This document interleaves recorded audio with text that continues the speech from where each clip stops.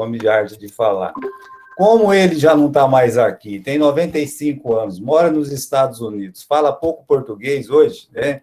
Então, se alguém conseguir descobrir por que ele mudou o nome de homilética para arte de falar, vocês podem me dizer, tá? Porque eu também não sei. Mas esse foi a ideia dele, né, de dar um novo nome para aquela matéria. Eu, pessoalmente, achei uma boa decisão, sabe? De colocar, assim, a arte de falar.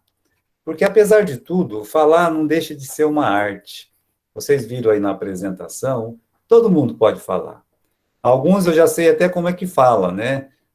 Porque de vez em quando vocês começam a assistir uma live, uma coisa ou outra, e já vi pregando também, né? Como o João de Duartina, né? Eu já vi aí o irmão Natalício, né?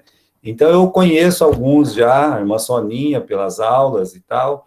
Agora, nós vamos juntos para esse desafio, porque eu nunca dei aula online, tá? Nunca, não aconteceu isso comigo, né? Então, para mim, isso aqui é uma novidade. Eu queria abrir aqui o nosso painel de apresentação. Vocês, não sei como é que o Daniel vai fazer. Daniel, você consegue colocar para a gente aí? Consigo sim, vou colocar. Coloca aí, né? Então, eu vou tentar aqui seguir aqui. Eu estou sempre com o livro, né? Eu não sei onde eu coloquei o meu agora, tá? Mas vamos pela tela aqui, que eu vou ter que aprender a mexer com esse negócio da tela também. Eu apertei aqui, ô Daniel, e eu não achei nada, né? Deixa eu ver. Ah, achei. Vocês estão aí com essa tela aqui, eloquência e retórica? Eu espero que vocês estejam, tá? Eloquência e retórica. Veja aí essa frase aí, né, que nós temos sobre eloquência. De geral, eloquência, faculdade natural de operar sobre o espírito, o coração e a vontade por meio da palavra. Veja só a frase aí. É a faculdade natural. O que isso quer dizer faculdade natural, né? Algumas pessoas, por incrível que pareça, né, dotados de uma bênção divina, eles já conseguem falar, eles falam bem, sabe? Eles conseguem, nascem com esse dom da palavra, né? Então, a eloquência tem mais a ver com isso, tá? É a faculdade natural, né? Não é uma coisa que se aprende na escola, nada disso, é uma faculdade natural de operar sobre o espírito, sobre o coração e a vontade, né, por meio da palavra. Vamos pular a tela aí, pula a tela comigo, né? Deixa eu ver se eu consigo também. Continuando a falar sobre eloquência, né? Na linguagem rica e vária do povo, ouvimos falar em eloquência dos olhos, eloquência dos gestos, eloquência do silêncio. E o que isso quer dizer, né? Que realmente há olhos eloquentes. Não sei se vocês, né, já repararam, mas algumas pessoas, elas têm olhos eloquentes, olhos ternos de quem pede, olhos duros de quem repreende, os olhos tristes de quem se despede. Você vê a eloquência nesses olhares. Só da pessoa olhar mostra o quê? Mostra essa eloquência, né? Pedir alguma coisa, aquele olhar de bravo, repreendendo somente com os olhos. Eu acho que nós sabemos como é que é um olhar, né? Eloquente de repreensão, quando a mãe da gente olhava com aquela, né? Ou a esposa olha com desagrado, o pai, né? Olha com desagrado. E os olhos tristes de quem se despede, há uma tristeza muito grande nos olhos, e nós podemos perceber isso. Então, vai reparando aí a questão natural da eloquência, sabe? Então, você pode conhecer pelos olhos uma despedida, você sente que aquilo é uma despedida, né? Você sente que aquilo ali é uma repreensão, você sente que a pessoa está pedindo alguma coisa.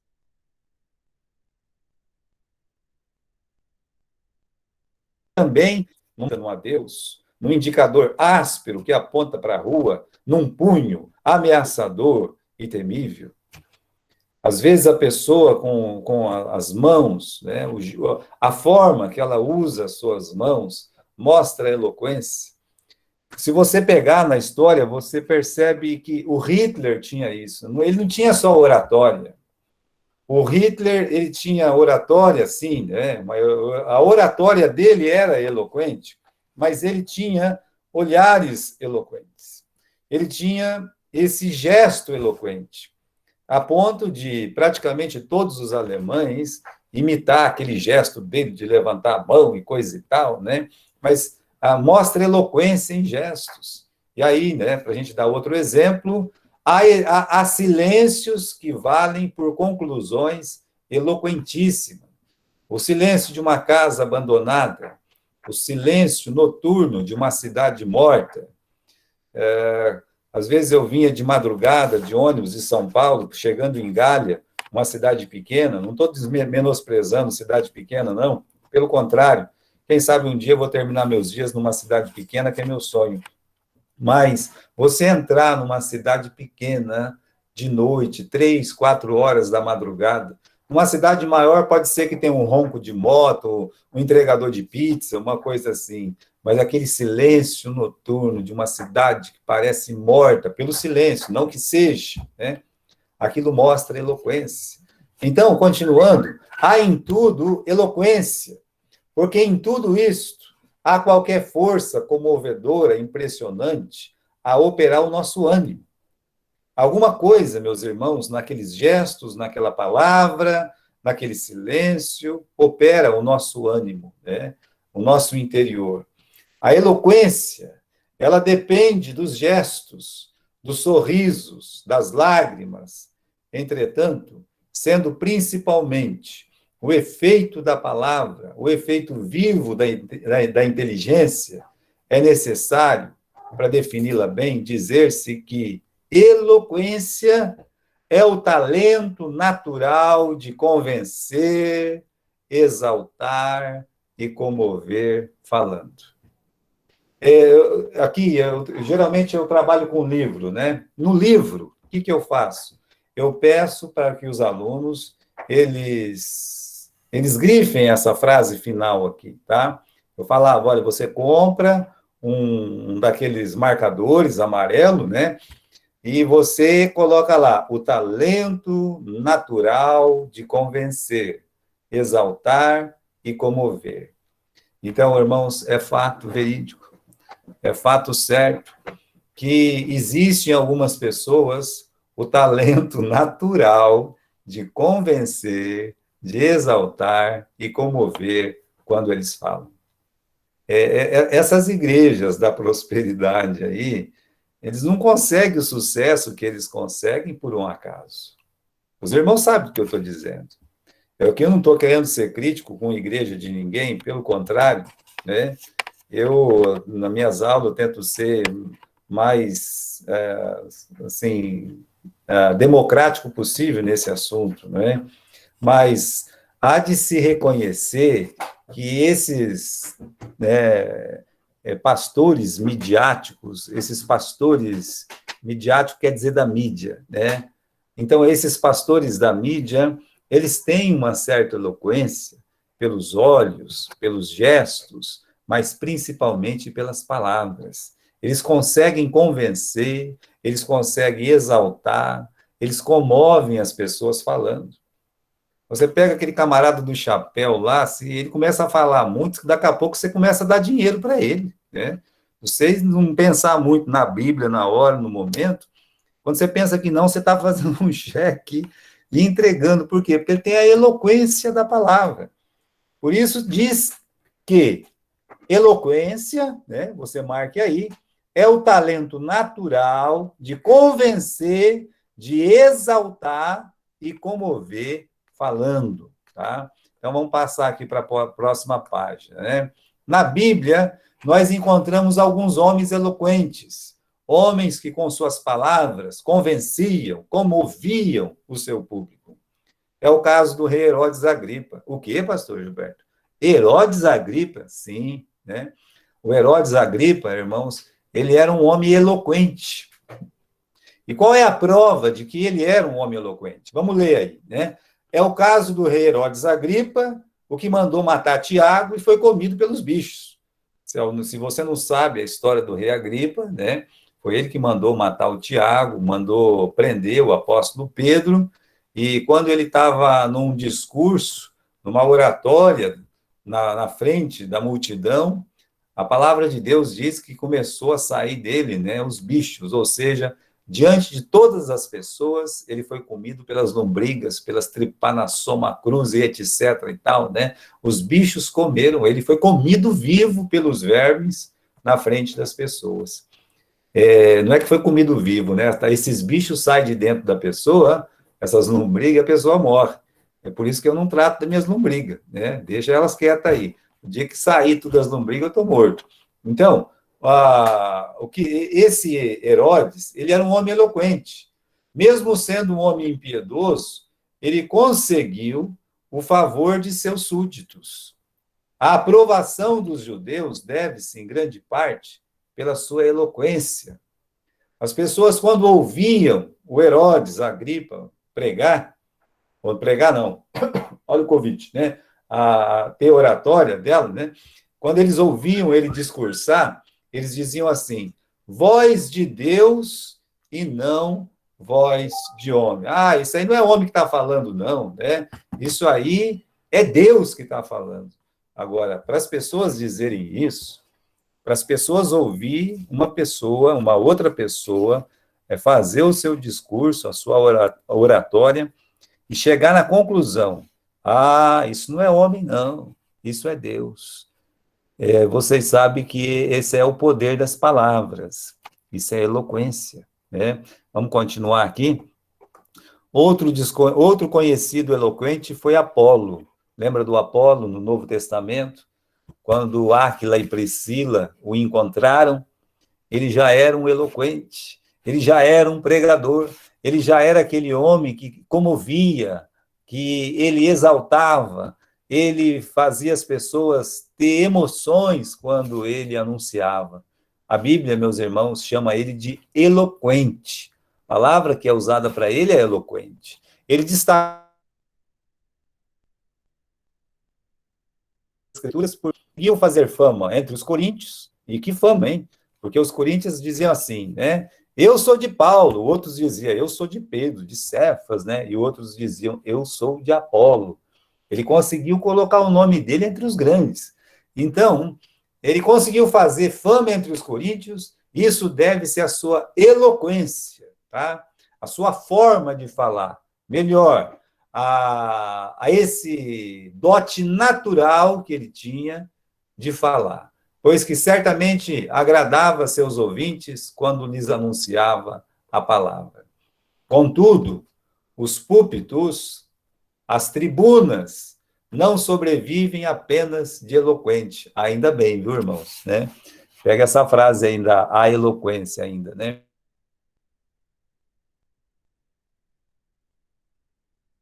Os púlpitos, felizmente, não sobrevivem apenas dos eloquentes. É por isso que nós temos a retórica. Olha só, aí vai aparecer uma outra palavra aqui no nosso estudo. Até esse momento, nós falamos de eloquência, né? Então, vamos voltar um pouquinho na nossa tela ali, vamos voltar, volta um pouquinho, tá? Ah, como eu não tenho aqui a voz de vocês, né? Então, não sei se vocês estão me ouvindo direito e pode seguir. Agora aqui, ó, vocês estão conseguindo ler aqui, ó, eloquência é o talento natural, tá? Como eu disse, tem pessoa que já nasce falando, né, Carolina Maranhão, né? Então, o talento natural... Ah, meu olho não está aparecendo, viu, pessoal? Né? Estou pensando assim, né? Tá. Então, melhorou? Melhorou, Lara? Melhorou. Melhorou. Tá bom. Então, tá certo. Olha aí, na nossa tela, eu acredito que vocês estão lendo aí, ó. É o talento natural de convencer, exaltar ou comover falando. Então, até agora, nós falamos de eloquência, tá bom? Eloquência é isso aí. Agora, vamos subir, né? Vamos subir.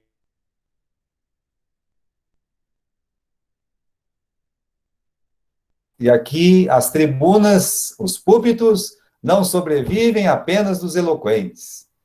O que isso quer dizer? Não é todo mundo que nasce que nem o Herodes Agripa. Não é todo mundo que nasce como o Apolo. Não é todo mundo que tem essa eloquência, que sabe falar, né, por falar, correto?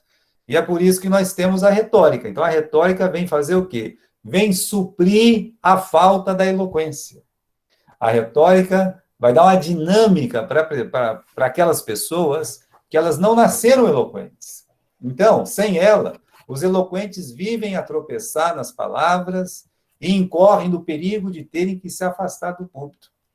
Não é um caso ou dois que a pessoa sabe falar, sabe falar muito bem, mas como não tem a retórica, a duração dele num púlpito, a duração dele numa tribuna, está com os dias contados.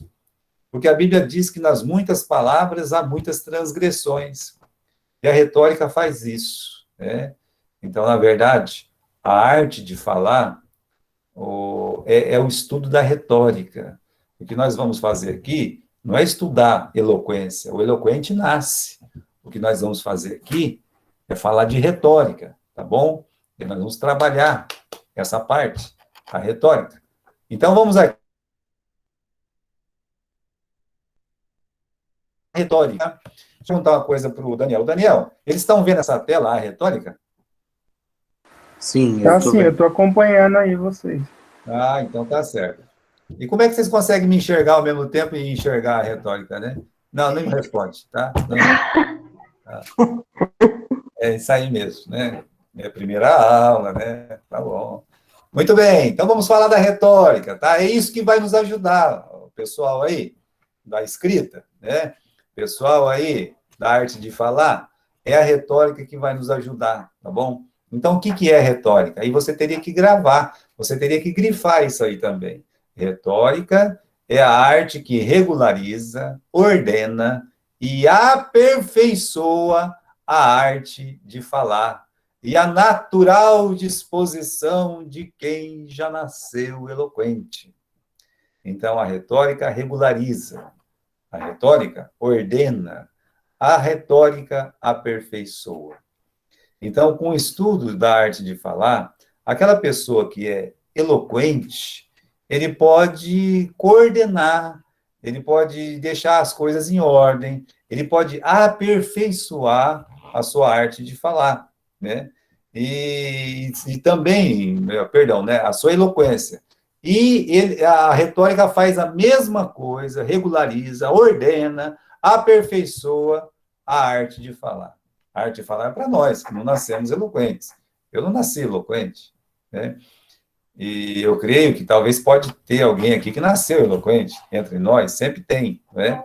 Mas essa pessoa que nasceu eloquente, tanto aquela pessoa que não nasceu eloquente, vai precisar da retórica, tá bom? Então, por ela, a expressão do pensamento se torna mais viva, enérgica e mais compreensível. Na verdade, se torna mais clara. Em arte de falar, como em arte de escrever, clareza, meus irmãos, é tudo. Você tem que ser claro quando você está falando. As pessoas têm que entender o que você está falando. E a retórica tenta ajudar nisso. As pessoas te entenderem quando você está falando. Porque senão a pessoa vai falar, não vai entender nada, né?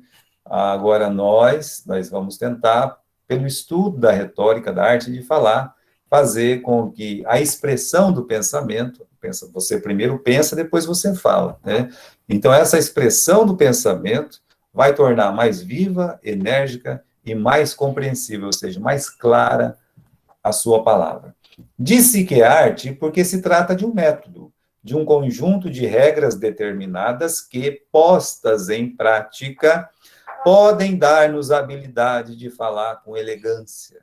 Ela desperta, educa, ela aperfeiçoa o espírito crítico dos homens, dando-lhes o gosto estético, pois que a arte da palavra foi sempre a mais antiga e a mais nobre das artes. Isso é verdade, né? A arte de falar, ela é a mais antiga, ela é a mais nobre das artes. E eu acredito que vocês pensam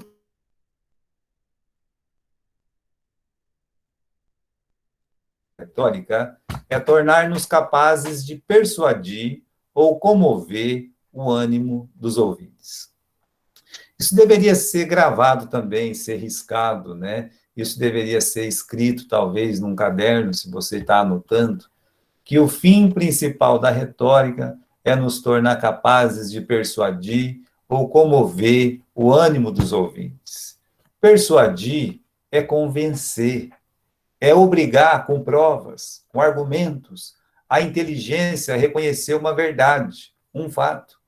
Então, quando você está pregando, você está persuadindo, você encontra essa palavra no Novo Testamento às vezes. Você está lutando em palavras para convencer o pecador, com provas, com argumentos, fazendo com a inteligência daquele camarada que está ouvindo, ele possa reconhecer uma verdade. Qual a verdade? Que só Jesus Cristo salva. Ou que nós devemos combater o erro, combater o pecado, combater o mal, né? Então, você tenta persuadir. O fim principal da retórica é de nos fazer capazes de persuadir ou comover o ânimo. Então, persuadir é convencer, né? E comover, vamos à leitura, né? Comover é mudar a disposição da vontade de um auditório para que ele experimente os mesmos sentimentos e emoções que o orador sente e tenta comunicar. Então, são duas palavras importantes, persuadir e comover. Realmente, meus irmãos, como eu disse, né, desses pastores midiáticos, talvez porque eles são eloquentes, eles conseguem praticamente quase sempre persuadir e comover. É claro que para o mal, muitas vezes, né, pedindo dinheiro, pedindo isso, aquilo, mas de certa forma, muitas pessoas acabam conhecendo o evangelho com eles, depois procura conhecer um pouco mais da verdade. Mas uma coisa é certa, eles mudam a disposição da vontade de um auditório, e as pessoas passam a olhar para o que o pregador olha, passa a sentir o que o pregador sente. Então, no púlpito, meus irmãos, ou numa tribuna, quando você fala, você tenta levar as pessoas a pensar como você está pensando, a sentir aquilo que você está sentindo. Então, não é digno do nome de orador qualquer que fale em público, mas só aquele que, com palavra, consegue a dupla finalidade da oratória, de convencer e comover. Convencer e comover. Aqui tem um arterisco, né? Por que tem isso aqui? Eu quero que vocês desçam comigo nesse arterisco, né? Observação. Quando falamos em convencer e comover, não estamos incluindo a salvação dos perdidos. Cremos que esta é uma obra inteiramente de Deus.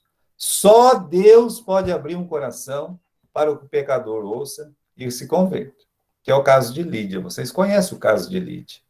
Paulo estava pregando o evangelho à beira de um rio, e ela foi, assim, tocada pelo Espírito Santo, foi convencida por Deus, e nós cremos nisso, que a pessoa ela é convencida por Deus, ela é tocada pelo Espírito Santo.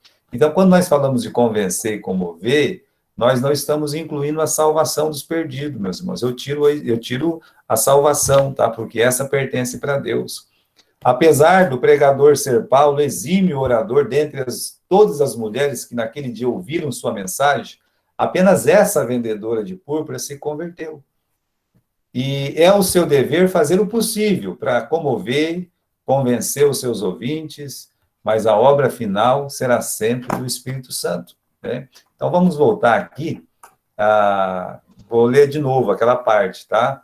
Que nós temos que tentar conseguir essa dupla finalidade na nossa oratória de convencer e comover. Agora, irmãos, a gente sempre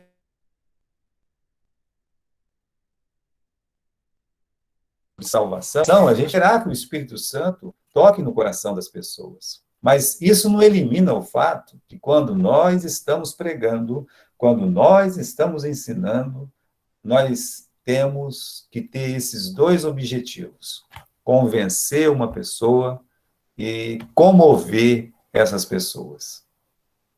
Pode parecer estranho dizer isso, né? Mas imagine você, né? Imagine um pastor pregando lá na frente. Ele quer que as pessoas creiam no que ele está pregando. Ele quer que as pessoas sintam a mensagem no seu coração. Convencer tem a ver com mudar a disposição. E comover tem a ver com o que a pessoa sente internamente, né? Eu não acho que alguém que vá pregar, sinceramente, eu não acho que alguém que vai pregar o evangelho, uma pessoa que vai pregar a palavra de Deus, que ela esteja lá na frente do púlpito, que ela não tenha esses dois objetivos. Que ela saia da casa dela e vai falar assim, eu vou lá, vou pregar, como se estivesse lendo um papel. Não, eu não acredito que um pregador vai fazer isso. Eu não acredito que uma professora de escola dominical, ela vai pegar e vai transmitir a verdade dela de uma forma morta, de uma forma praticamente lacônica, né? Não, eu não acredito nisso. Eu acredito que a pessoa tem que ir lá para frente, ela tem que tentar convencer, ela tem que tentar comover. Meus irmãos, ela tem os olhos, ela tem as suas mãos, ela tem a palavra. Então, ela tem que usar os recursos que Deus deu. São recursos que não são nossos, são recursos que Deus, Ele nos deu. Então, a retórica, né, tem o objetivo de fazer com que você, né, ao pregar, você, ao dar um ensino, você leve a pessoa, né, a ser convencida, você leve a pessoa a se sentir comovida por aquilo que você pregou, por aquilo que você ensinou. Se você estiver pregando sobre a cruz do nosso Senhor Jesus Cristo, se você estiver pregando sobre a verdade de Deus, a salvação de Deus, será que não é essas duas coisas que você quer fazer? Convencer ele no sentido que você quer que ele creia como você crê. Comover ele para que você quer que ele sinta amor por Deus, ele sinta arrependimento dos seus pecados. Então, essas duas coisas, irmãos, assim, a grosso modo, pode até nos assustar, mas todo pregador, todo orador, ele quer fazer essas duas coisas, como convencer e comover. Então, vamos aqui, né, a retórica. O melhor exemplo que temos na Bíblia de um homem que falava bem, ou seja, era eloquente, né, e ordenadamente, quer dizer, retórico. Está vendo a diferença? Falava bem, eloquência. Retórica é ordenadamente, tá? Então, o melhor exemplo que temos na Bíblia de um homem que falava bem e ordenadamente é do apóstolo Paulo. Seus discursos são obras completas de uma boa retórica. O discurso que ele fez em Atenas é uma obra-prima de uma peça oratória bem ordenada, tendo em sua essência as 4 partes do discurso. E nós vamos estudar na retórica as 4 partes do discurso. Nós vamos gastar um tempo aí. Se Deus permitir, nós vamos chegar lá. Nós vamos tentar, pelo menos, né, estudar essas 4 partes do discurso. Mas você consegue ver nas mensagens paulinas, você consegue ver nesse discurso do apóstolo Paulo, essa forma pauliciana de falar, os 4 pontos do discurso, né, as 4 partes do discurso, a gente consegue enxergar, a gente consegue fazer isso. Então, a nossa orientação é que todos os estudantes da Bíblia deveriam se aplicar no estudo da arte de falar, ou a retórica, mesmo aqueles que já se consideram grandes oradores. Eu já prego, eu já falo, eu já... Opa, calma lá, né? Você pode melhorar. Não, como assim eu posso melhorar? Por que depois que a pessoa faz uma faculdade de medicina, ela vai lá e fala assim, né, agora eu quero aprender mais. Já não fez tantos anos, ficou 6 anos aí estudando esse negócio aí, né?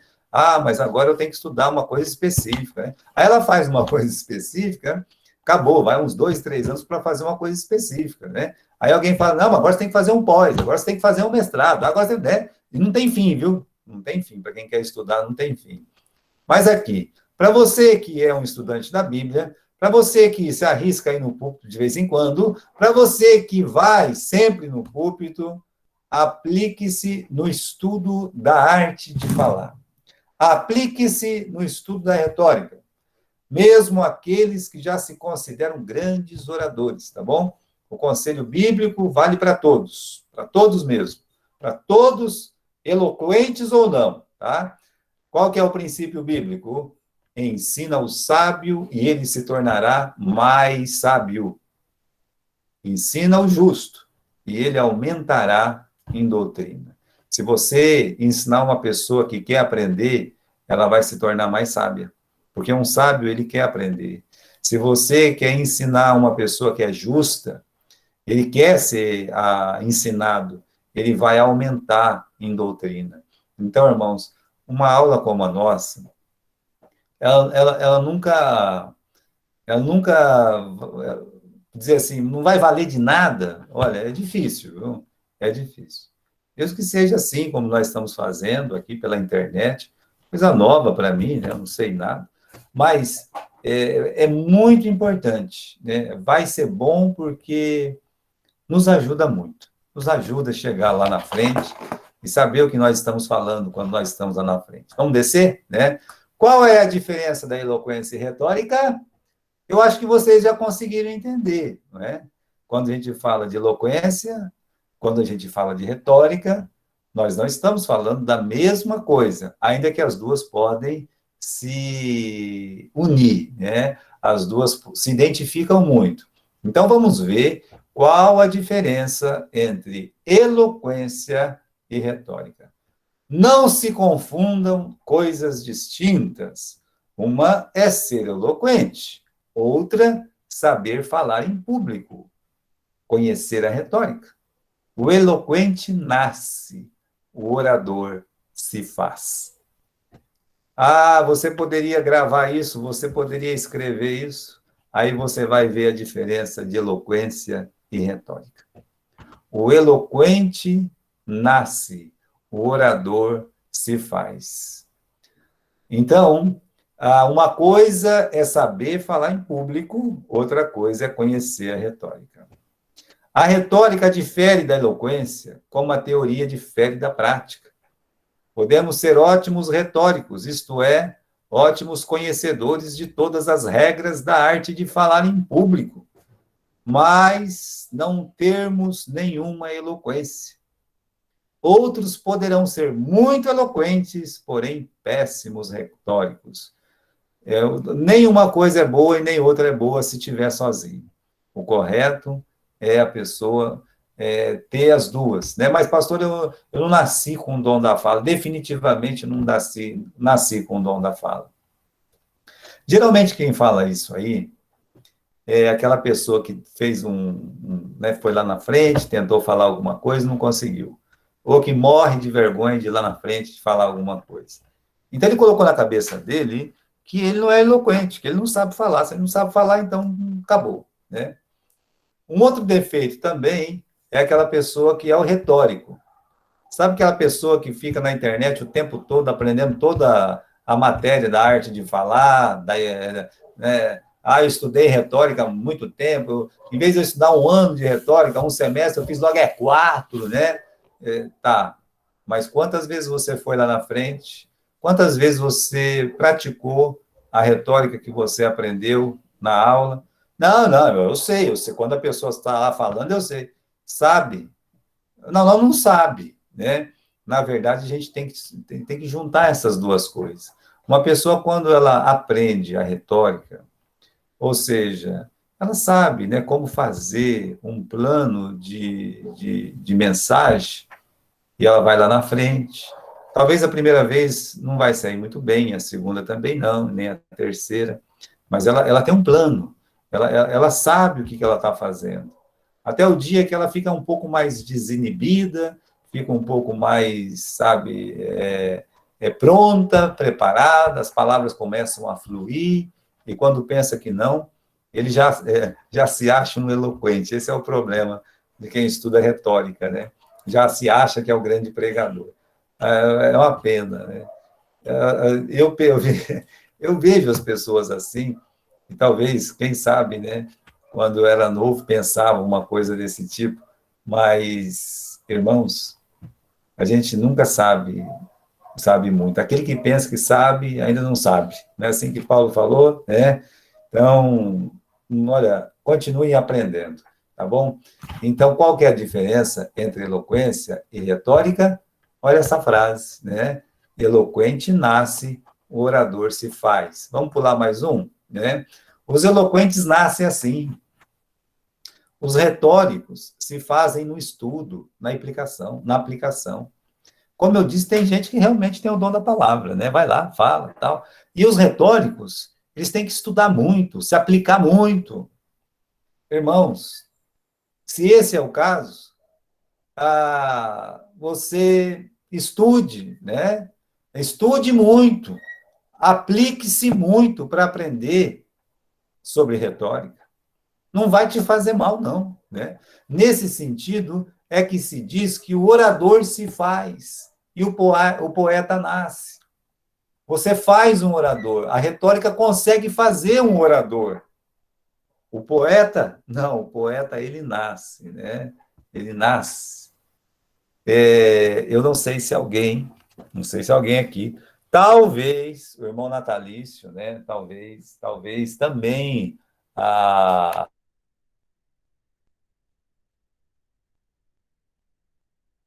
lembram do irmão Adelmo de Ubirajara. Vocês lembram dele? Pode abrir o áudio dos dois aí, se algum dos dois lembram dele. Aurelino, lembro bastante. Ô, Aurelino, desculpa, né? Então, Eu não lembro, pastor. você não lembra dele, né? É porque você é muito Não. bom, minha filha, né? Ele já morreu faz tempo. Agora, irmão Aurelino, você sabia que ele não sabia ler e nem escrever quando ele foi para a igreja?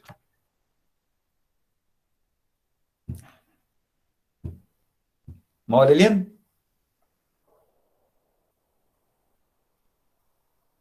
Acho que ele não está pegando aí, né, Daniel? Tem que ligar o áudio.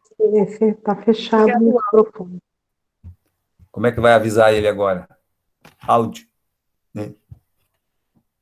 Só falar para ele abrir clicar em cima do microfone. Irmão Aurelino, o senhor poderia clicar em cima desse microfone vermelho aí que eu não estou vendo, né? Não conseguiu? Tá tudo bem, né? Então, né, meus irmãos, irmão, ele se converteu e ele não tinha conhecimento de letra, ele não foi letrado. Ele aprendeu a ler na Bíblia ali, sabe, no dia a dia, um homem que eles poderiam dizer assim, um homem inculto, sabe, inculto. Agora, eu preguei no velório dele, e até, meus irmãos, Deus me deu a graça de ler a última, né, o último poema que ele fez. Mas ele tinha um poema sobre a sua própria salvação, e um poema sobre o Dr. Félix, que, olha, a primeira vez que eu escutei, eu até chorei, de tão lindo que eram os poemas dele. Mas onde é que esse homem estudou? Qual universidade que ele fez para ser um poeta assim? Não, o poeta nasce, entende? O poeta nasce. O orador não nasce. O orador se faz com estudo, com aplicação. Então, nós aqui, um Gilberto da vida, eu não nasci, eu não sei ir lá na frente e fazer como é que ele fala, né? Quem vai lá e lê um poema, ou recita, né? Uma recitação de poema e tal, eu não sei fazer isso aí. Eu nem sei ler poema direito, né? Eu tenho que aprender. Agora, ele ia, e com os olhos, com as mãos, com os gestos, né? Com a dicção, o entoar da voz, ele conseguia fazer um lindo poema, ele conseguia colocar você lá dentro, né? Você ficava dentro do poema, você se sentia parte daquele poema, mas ele nunca estudou. Ele, meus irmãos, ele nasceu poeta. Agora, eu não nasci poeta, eu não sou que nem o irmão Adelmo. Então, eu tive que estudar, eu tive que me aplicar, né? Então, vamos continuar aqui na nossa leitura, né? Quer dizer, O orador se faz enquanto, por orador, compreendemos o homem inteligente e culto, que, dispondo perfeitamente dos recursos todos da retórica, sabe dar conta de um trabalho oral perfeito, em face de qualquer auditório, muito embora o faça de maneira simplesmente agradável, sem ter demonstrado grande eloquência. Então, um orador, pelo estudo, ele pode ir lá na frente e, de uma maneira simples, mas agradável, ele pode pregar, ele pode falar, ele pode, meus irmãos, ensinar, e sem mostrar grande eloquência.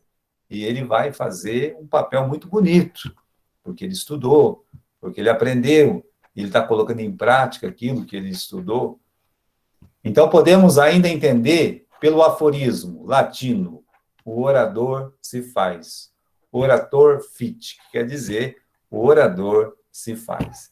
Então, nosso objetivo é melhorar a nossa oratória, né?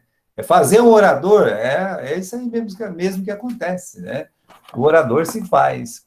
Então, continuando, muitos que nasceram eloquentes do berço nunca puderam desenvolver as suas qualidades de orador, porque jamais encontraram as regras, os meios, os adminícios próprios para tal desenvolvimento. Por exemplo, o irmão Adelmo, ele podia fazer um lindo poema. Eu vi ele recitar, né, os seus poemas, mas eu nunca vi ele pregar. Interessante isso. Pode ser que os mais velhos lá, até o nosso querido irmão aí, pode ser que ele viu o irmão pregar. Mas eu não vi, né? Tá vendo? Pode ser que ele tinha dificuldade de ir lá e pregar. Por que vem essa dificuldade? Porque mesmo uma pessoa nascendo eloquente, sendo eloquente do berço, ele tem que desenvolver as qualidades, esse dom que Deus lhe deu, tá?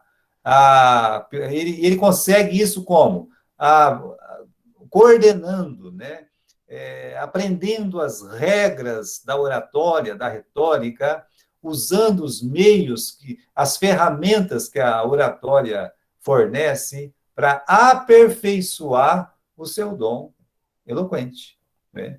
Então, desta forma, quando a pessoa não estuda, quando a pessoa acha que ela já sabe falar e pronto, acabou, tá? Desta forma, desperdiça um magnífico presente de Deus. Agora, veja que interessante aí, né? Que outros não tão aquinhoados. O que é isso, né? A pessoa, ela não recebeu esse quinhão, não recebeu isso aí, esse dom, né? Eles não tão aquinhoados pela natureza, obtiveram êxitos notáveis no púlpito, né? O que é êxito? Êxito é um final feliz, né? Ele não conseguiu, conseguiu, né? A pessoa não nasceu eloquente, mas aí ele sobe no púlpito e ele obtém êxito, ou seja, quase que uma palavra aí, a palavra sucesso, né? Ele foi bem, alguém podia dizer, ele conseguiu, né? Ele foi bem, tá? Por quê? Porque tiveram a felicidade rara de encontrar os auxílios da retórica, de que inteligentemente se valeram. Essas pessoas não nasceram eloquentes, mas eles usaram as ferramentas da retórica, se valeram inteligentemente dessas ferramentas e conseguiram fazer uma boa pregação, né? Que o grande orador nunca pense que é um eloquente, e que um eloquente nunca imagine que já é um grande orador. Na minha arte de falar, com o livro, eu costumo pedir para as pessoas marcar, né? Que o grande orador nunca pense que é um eloquente, e que um eloquente nunca imagine que já é um grande orador. Sabe aquele irmão que começa bem e termina mal no púlpito? Então, ele pode ter se imaginado um grande orador só porque era eloquente, tá? Mas tem aquela pessoa que vai lá e aprende todos os meios da retórica, tudo, e se acha grande coisa. nem um eloquente é. Então, uma coisa e outra também, olha, eu vou resumir. O que mata uma pessoa no púlpito é a soberba. É a soberba. Eu acho que eu já contei essa história para vocês, né? Um pregador americano, um jovem pregador, ele se achava muito eloquente. Ele se achava o bambambam. Bam, bam, né? Ele se achava que ele sabia falar mesmo, né? Não que não sabia, sabe? Mas subiu lá na frente, com aquele biblião embaixo do braço, né? Chegou com aquela pompa toda, as pessoas já eram uma igreja madura. Pregar em igreja madura não é fácil. E aí, meus irmãos, chegou lá, foi dando aquela falta de ar, você está entendendo?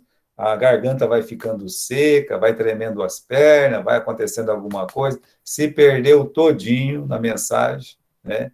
Porque se achava muita coisa. E ele viu, a pessoa percebe quando ela não vai bem.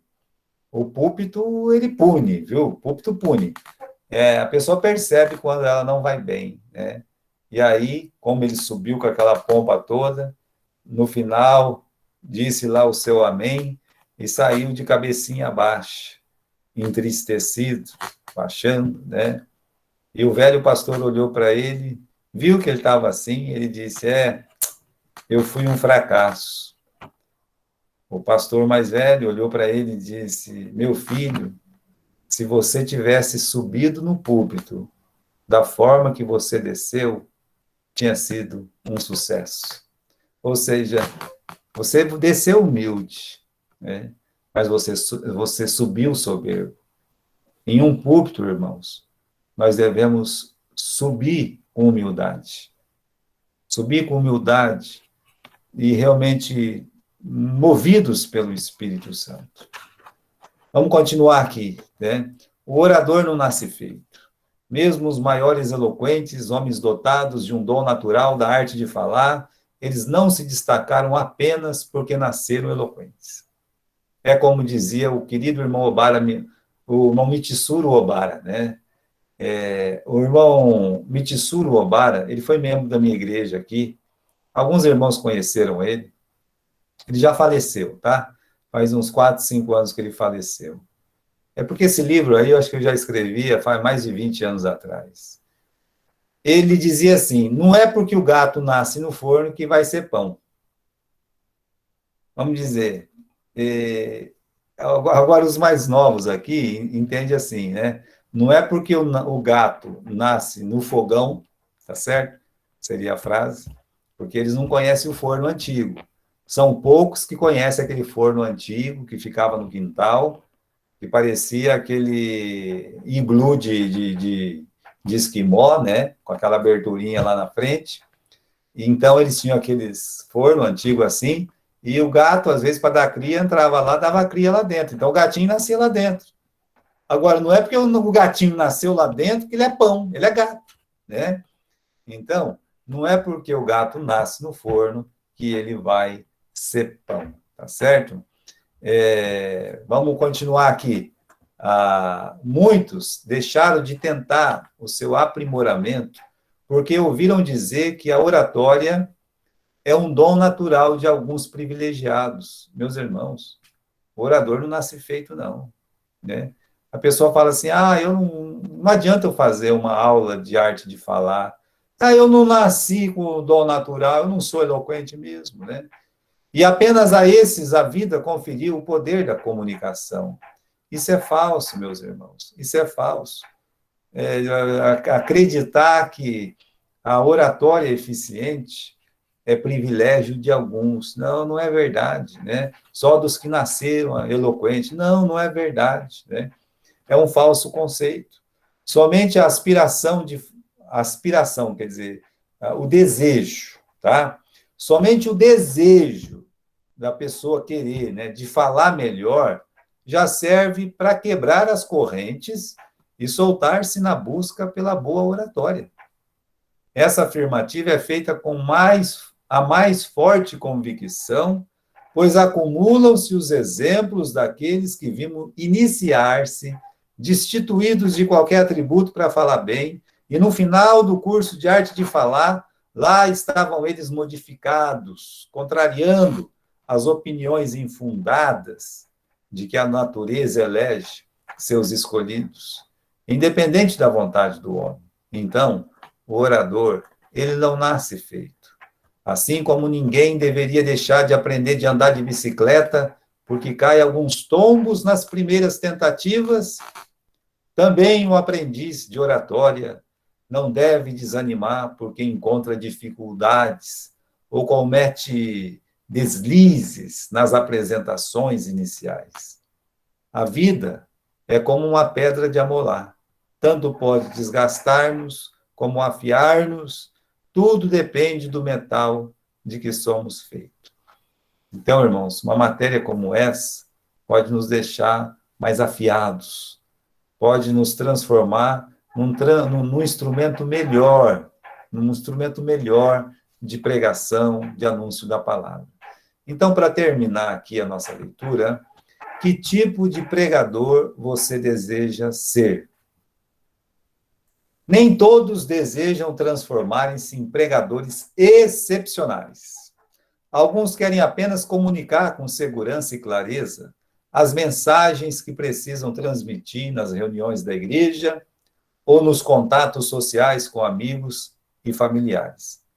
Não foram poucos, entretanto, que desejosos de melhorar alguns pontos de sua comunicação, a partir dos estudos da retórica, quando passaram a estudar as regras, os meios de um bom discurso, verificaram que possuíram condições de ir muito adiante, reformularam seus objetivos e se atiraram com sucesso no aprendizagem desta empolgante arte, a arte de falar.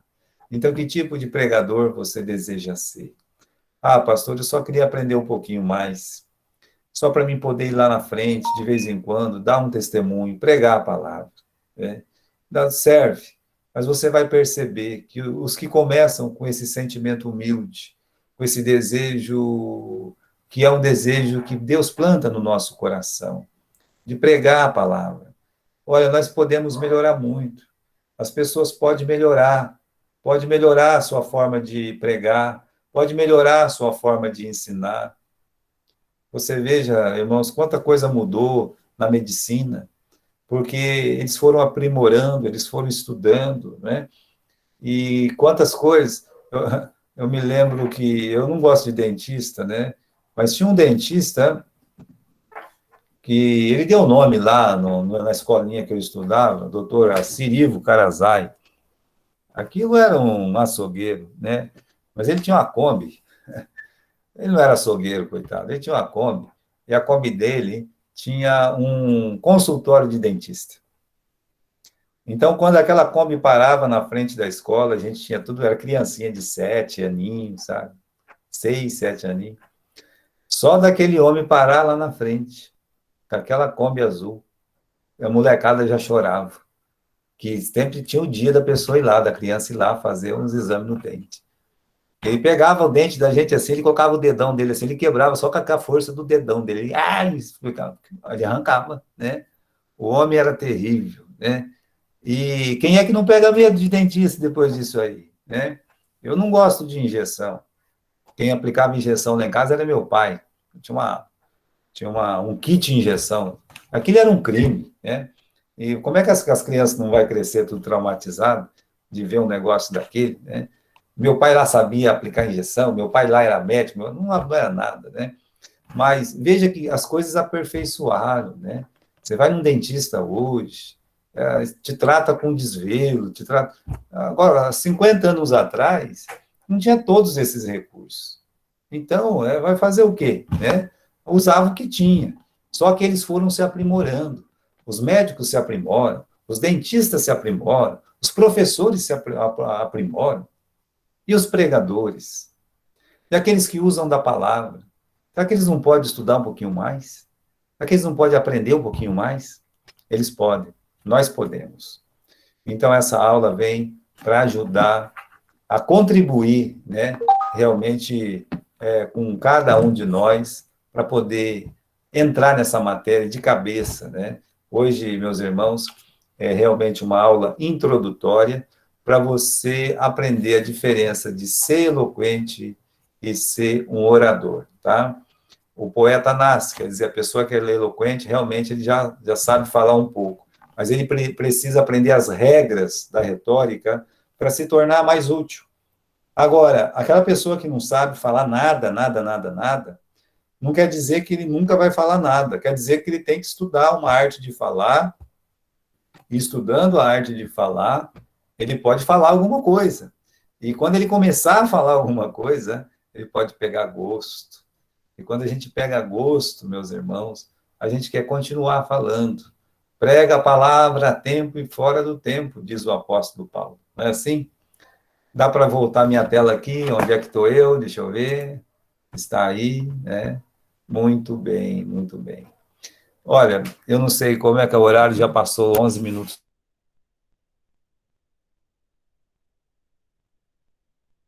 Mas é a nossa apresentação inicial. Meninos, meninas, meus irmãos queridos, o que eu vos peço, né? Eu acho que existe uma forma de ir treinando. Como é que a gente treina falar? Um rapaz, por exemplo, né? Se ele nunca falou, eu acredito que ele deveria pedir para o pastor dele, pastor, oi, pode falar. Eu poderia ler um salmo na igreja? É como assim? Né? Eu queria ler um salmo na igreja. Agora, eu vou dizer uma coisa para você, viu, meu amigo? Né? Não vai atrapalhar o culto querendo ler o Salmo 119 inteirinho. Aí tá mesmo um desaforo, né? O pessoal vai dizer, o pastor dá uma oportunidade de você ler o Salmo, você vai lá ler o Salmo 119. Eu estava lá na igreja do Morumbi, quando a gente estava fazendo, e tinha 2 irmãos da Assembleia trabalhando lá, né? E aí aconteceu uma coisa interessante, né? O camarada olhou e falou assim, um conversando com o outro, né? Falando assim, ontem nós tivemos um culto especial, né? Era segunda-feira, lá na nossa igreja. Eu pensei, que bom, né? E estava bom. Rapaz, foi mais ou menos. Por que foi mais ou menos, né? É que teve um irmão que ele foi convidado para orar antes do culto. Eu falei, tá bom, né? Isso é uma coisa boa, tem que chamar mesmo. Não, pastor. É que ele ficou quase 1 hora orando. Ô, meus irmãos, né? Aí também não dá, né? Eu acho assim, que você quer orar, tá tudo bem, você pode orar. Mas você tem que pensar que você está numa igreja, e se você quer ter uma oração cumprida, é melhor você chegar 1 hora antes da igreja, colocar os joelhos no chão e começar a orar, até começar o culto, né? Por que eu digo isso? Eu vou explicar, né? Eu tinha uma... Isso não foi não foi em Galha, não foi em lugar nenhum. Mas nessas igrejas que eu visitei, eu estava sentado perto de todo mundo, porque eu nunca sento lá na frente, eu gosto de sentar no meio das pessoas. Aí o pastor disse assim, fulano irmão, pode orar para nós, né? Aí uma criança pequena, né? Uma criança pequena olhou e disse, agora nós dorme, né? Assim, ela falou para a mãe dela, é claro, eu ouvi aquilo ali, tá? Eu ouvi, né? Ela falou baixinho, meus irmãos, né? Não queria maltratar, ela é uma criança, né? Agora nós dorme. Eu dormi. Eu não acabava nunca, né? Eu falei assim, meu Deus, e agora, né? Eu vou dormir aqui, né? Eu não estava acostumado com uma oração tão comprida daquela na hora do culto, né? Então, e ainda falava devagar, pausadamente, aí dá sono mesmo. Aí você fica assim, você fala, agora já acabou a mensagem, né? Mais 1 hora de oração. Então, a menina, ela, tadinha, ela não entende muito. Talvez os membros mais velhos entendem. Mas se você for convidado, né, ou pedir, pastor, deixa eu ler um salmo, pegue um salmo de até 10 versículos, tem bastante no livro de Salmos. E leia, né? Só que tente colocar expressão na sua voz. Tente ler, né, com aqueles, né, convencer e comover. Tenta colocar a pessoa dentro do salmo, para que você possa despertar nessas pessoas o desejo de ouvir o salmo. Isso é muito importante, né? Então, se você pedir, pastor, deixa eu ler um salmo, isso vai te deixar mais desinibido e você vai poder ir lá na frente, ler um salmo, olha que beleza, mas tente colocar expressão. expressão nos olhos, expressão nos gestos, se você fizer algum com as mãos, né? E principalmente nas palavras. Tente fazer isso, né? Se você é a professora da escola dominical com as crianças, tente fazer isso. Isso aqui é só uma forma, meus irmãos, da gente, na semana que vem, eu vou tentar dar uma tarefa diferente para vocês, tá? Mas vamos tentar começar a ler um salmo. Aí, aleatoriamente, na nossa aula, antes da nossa aula, eu só vou pedir para você ler o salmo. Eu vou escolher 2 pessoas só, tá? Não vai ser 10 pessoas, tá? E aí a gente escolhe 2 pessoas para ler o salmo para nós aqui, né? Aí você já vai poder dizer como eu li os salmos, tá bom? Alguém tem alguma pergunta da nossa?